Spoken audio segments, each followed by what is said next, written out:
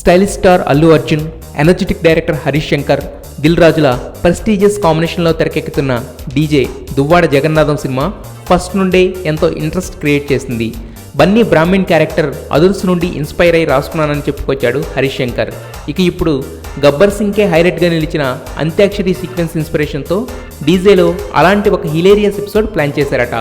Out and out ఎంటర్టైన్మెంట్తో ఆ sequence అలరిస్తుందని, ఆ sequence డీజేకి హైలైట్గా నిలుస్తుందని యూనిట్ నుండి వార్తలు వస్తున్నాయి. బన్నీ ఎనర్జీ, కామెడీ టైమింగ్కి హరీష్ శంకర్ పంచింగ్ యాడ్ అయితే ఆ సినిమా రేంజ్ ఎలా ఉంటుందో ఊహించుకోవచ్చు. పైగా ఇది దిల్ రాజు బ్యానర్ అయిన శ్రీ వెంకటేశ్వర క్రియేషన్స్లో వస్తున్న 25వ సినిమా కావడంతో దీనిపై అంచనాలు ఓ రేంజ్లో ఉన్నాయి.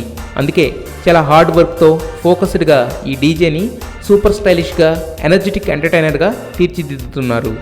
అయితే ఈ అంత్యాక్షరి ఐడియా మాత్రం పవన్ది, developed and directed by Harish Shankar. So ఇప్పుడు పవన్ ఐడియాని తన సినిమాలో వాడడానికి బన్నీ ఓకే అనడంతో అనుకోకుండా పవన్ కళ్యాణ్, అల్లు అర్జున్ల మధ్య ఏర్పడిన గ్యాప్ తొలగిపోయే పాజిటివ్ అట్మాస్ఫియర్ కూడా క్రియేట్ అయింది.